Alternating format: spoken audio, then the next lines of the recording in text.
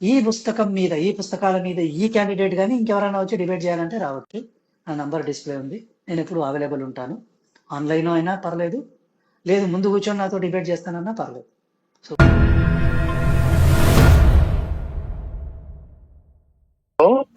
Sir నమస్తే sir, Bhaskaraju గారా sir?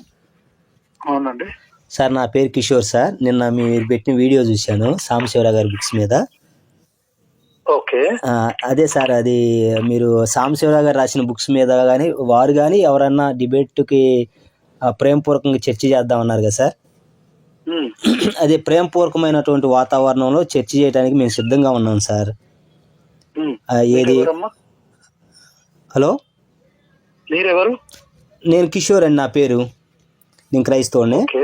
అయితే అంశం రాముడు గారు మీరు రాసినటువంటి బుక్ కూడా ఉంది కదా, సనాతన ధర్మంలో చిక్కుముళ్ళు లేవు అనే బుక్ లో నుంచి రాముడు గారు మాంసాహారి కాదు అని ఉంది కదా, ఆ సబ్జెక్ట్ మీద డిబేట్ చేద్దాం సార్.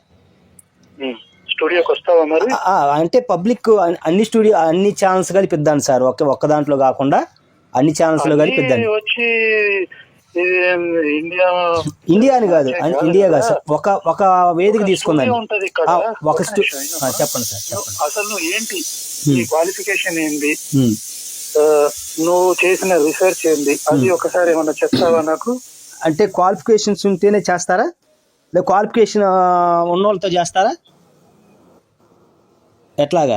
నీ క్వాలిఫికేషన్ నాతో డిబేట్ చేసేంత క్వాలిఫికేషన్ నీకుందా? ఇప్పుడు ఉదాహరణ సార్, ఇప్పుడు నేను డాక్టర్ అని చదివాను అనుకోండి, నాకు 5వ గ్రంథాల మీద పరిచయం లేదు, నేను డిబేట్ చేయగలుగుతానా? నీకు ఐడియా ఉంటే రా మరి. అది నాకు 5వ గ్రంథాల మీద ఐడియా ఉంది. నేను 5వ గ్రంథాలు, రామాయణం గాని మా అష్టాదశ పురాణాలు కొంచెం గొప్ప చదివాను, నాకు ఐడియా ఉంది. కొద్ది గొప్ప చదవడం అంటే నేను 5వ గ్రంథాలు చదివినట్టుగా నా బుక్స్ తెలియజేస్తా ఉంటాయి. నాకు కొంచెం 5వ గ్రంథాలు తెలుసు, 5వ గ్రంథాల మీద పట్టిందని. 18 పురాణాలు మొత్తం అయిపోయిందా స్టడీ? 18 పురాణాల్లో ఆల్మోస్ట్ నా దగ్గర ఉన్నటువంటి పురాణాలు 18 పురాణాలు లేవుగా సార్ ఆల్రెడీ కంప్లీట్ గా. ఎట్లా చెప్పలేదయ్యా? ఉన్నాయి వరకు ఏవైతే ఇచ్చారో అవే. ఇప్పుడు లేనిది ఎవరు చదవలేం కదా. ఇప్పుడు వరకు 18 పురాణాలు శ్లోక తాత్పర్యంతో ఉన్నాయి, లేవు మనకు తెలుగులో. కొన్ని వేసారు, ఉన్న వరకు మనం చదివాము. నేననేది ఏంటంటే సబ్జెక్ట్ ఏంటంటే రాముడు గారు మాంసాహారే కాదా, వాదన లేకుండా బూతులు లేకుండా చక్కగా మీరు రాసినటువంటి బుక్ లో సాంబశివరావు గారు కూడా ఆ విషయాన్ని పొందుపరిచారు. అది అబద్ధమా నిజం అనేది ప్రజలకు తెలియజేద్దాన్ని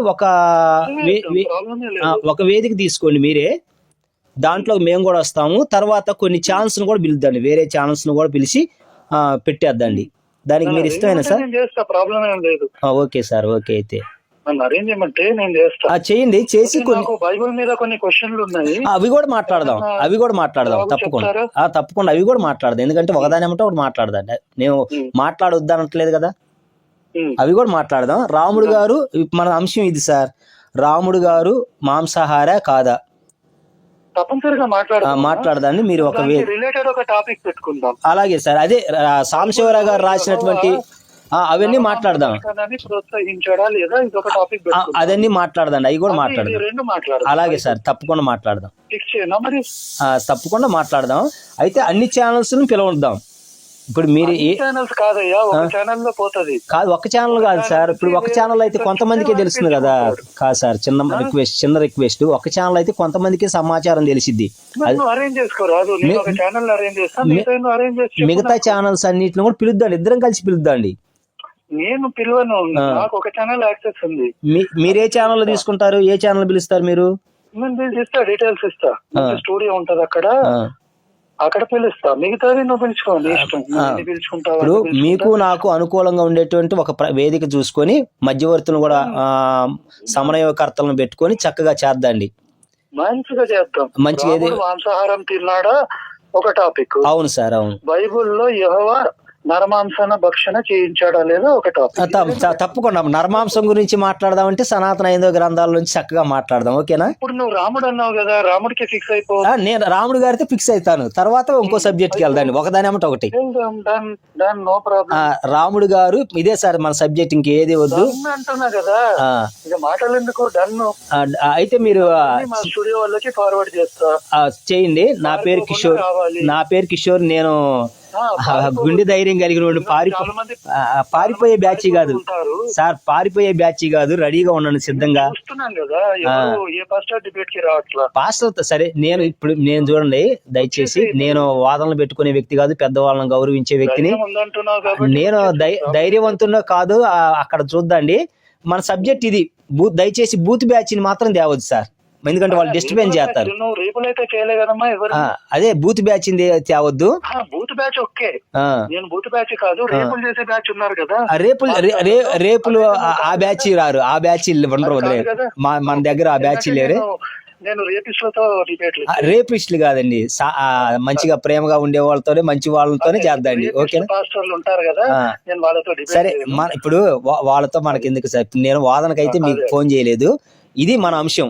రాముడు గారు మాంసాహార కాదా, సీతమ్మ గారికి మద్యం దాపించాడా లేదా? ఓకే సార్, రెడీగా ఉన్నాను. వాల్మీకి రామాయణం ఓకేనా సార్? వాల్మీకి రామాయణం మూలం. వాల్మీకి రామాయణం. ఇక ఇప్పుడు మనకు తెలుగులో ఏవైతే మన పండితులైనటువంటి వాళ్ళు చూడండి ఒకసారి, వాల్మీకి రామాయణాన్ని తెలుగులోకి, వాల్మీకి రామాయణం తెలుగులో ఏ పండితులైతే అనువాదం చేశారో అవన్నీ కూడా మూలం కూడా తీసుకొని వస్తాను. ఇప్పుడు మూలం అందరికి రాదు కదా, మూలం దాని తాత్పర్యం కూడా ఉండాలి కదా. తాత్పర్యంతో సహా చెప్పే వాళ్ళు ఎవరన్నా ఉంటే తీసుకొస్తాను, తప్పకుండా తీసుకొస్తాను. మేము రాముడు గారి మాంసాహారి అని వాల్మీకి రామాయణంలో నిరూపిస్తాను.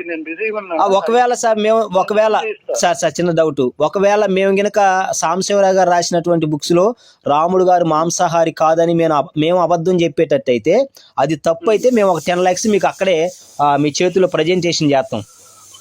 మంచిదే, ఎందుకంటే మేము రాసిన తప్పు అయితే, మా సాంబశివరావు గారు రాసిన తప్పు అయితే కనుక మీకు ఒక 10 lakhs అక్కడే. అవును సార్, ఒకవేళ అది మేము రాసింది వాల్మీకి రామాయణంలో ఉండి రాముడు గారు మాంసాహారి అని మేము నిరూపిస్తే మీరేం చేస్తారు? అప్పుడు 10 lakhs మీరు కూడా ఇస్తారా? గ్యారంటీనా? Okay sir, okay. అయితే దీని మీద ఉండండి. డన్ సార్, చాలా సంతోషం. మీరు బైబిల్లో ఉందనంటే ఏం చేస్తావు? నేను అనేది ఏంటంటే మాంసాహారం గురించి బైబిల్లో ఉంది. నరమాంస అది మళ్ళీ ఇంకో టాపిక్ అన్నారు మీరు. ఓకేనా? ఆ టాపిక్ అవును సార్. నరమాంస భక్షణ గురించి మీరు మాట్లాడంటే సనాతన 5వ గ్రంథాల్లో మీకు ఎన్ని రిఫరెన్స్లు కావాలంటే అన్ని ఇస్తా నేను. దాని మీద కూడా మాట్లాడదాన్ని సపరేట్ గా. ఇది మాట్లాడి ఒక్కొక్కటి. సరే సార్, నేను నా దగ్గర ఉన్నటువంటి ఒరిజినల్ బుక్స్ అన్ని మీకు తీసుకొస్తాను. అన్ని తీసుకొస్తాను. నరమాంస భక్షణ గురించి కూడా మాట్లాడదాం ఒక టాపిక్. ముందు ఈ టాపిక్ అవనండి, ఇది అయిన తర్వాత ఇంకోటి మాట్లాడదాం. దానికి కూడా ఎంతో కట్ట పెట్టుకుందండి, చక్కగా వినే ప్రజలు చూస్తారు. ఒకవేళ మేము కనుక నిరూపించలేకపోయాం అనుకోండి, మేము మీకు 10 lakhs ఇచ్చేస్తాం చక్కగా. ఒకవేళ ఉన్నాయనుకోండి, మీరు మాకు 10 lakhs ఇస్తాం, సరిపోదు వాదన లేకుండా. ఓకే సార్, వేదిక అరేంజ్ చేసి మీ వాళ్ళతో కనుక్కొని మాకు చెప్పండి సార్. చాలా థ్యాంక్ యూ. అలాగే సార్. అంటే మీ దగ్గర పెడితే కుదరదు, ఇద్దరికి అనుకూలంగా ఉండాలి. మీ దగ్గర పెట్టి మీకు అనుకూలంగా ఉండే చోట్ల పర్సనల్ గా కాదు, పర్సనల్ గా ఉండదు, ఒక్కడగా ఉండదు. కొంతమంది పెద్దలు ఉంటారు, ఒక్కలంగా కాదు ఉండేది. ఇది ఇదే నిజం రహస్యాల ప్రపంచానికి స్వాగతం అనేటువంటి బుక్ రీసెంట్గా పబ్లిష్ అయినటువంటి బుక్. ఇందులో అనేకమైన చారిత్రక పరంగా అనేక రహస్యాలు, అనేక విషయాలు ఇందులో రాయబడి ఉన్నాయి. దీని యొక్క రచయిత వచ్చి బ్రదర్ ఆర్ సామ్యుయల్ గారు. ఈ బుక్ కానీ మీరు తీసుకున్నట్లయితే అనేకమైన సత్యాలు మీరు తెలుసుకుంటారు. ఈ బుక్ కావాల్సినటువంటి వారు మమ్మల్ని సంప్రదించండి. సనాతన ధర్మంలో దాగి ఉన్న నిగూఢ రహస్యాలు అనేటువంటి ఈ 3 బుక్ కావాల్సినటువంటి వారు స్క్రీన్ పైన కనపడేటువంటి నంబర్కి ఫోన్పే లేదా గూగుల్ పే చేసి మీ యొక్క అడ్రస్ని విత్ పిన్ కోడ్ సమేతంగా వాట్సాప్ కానీ చేసినట్లయితే మీరు ఈ 3 బుక్కుల్ని పొందుకోవచ్చు. ఇటువంటి బుక్కులు మీరు కానీ తీసుకొని చదివేటప్పుడు అనేకమైన సత్యాలని మీరు తెలుసుకుంటారు. మతోన్మాదుల దగ్గర మీరు మాట్లాడేటప్పుడు ఎంతో మీకు సహాయపడతాయి.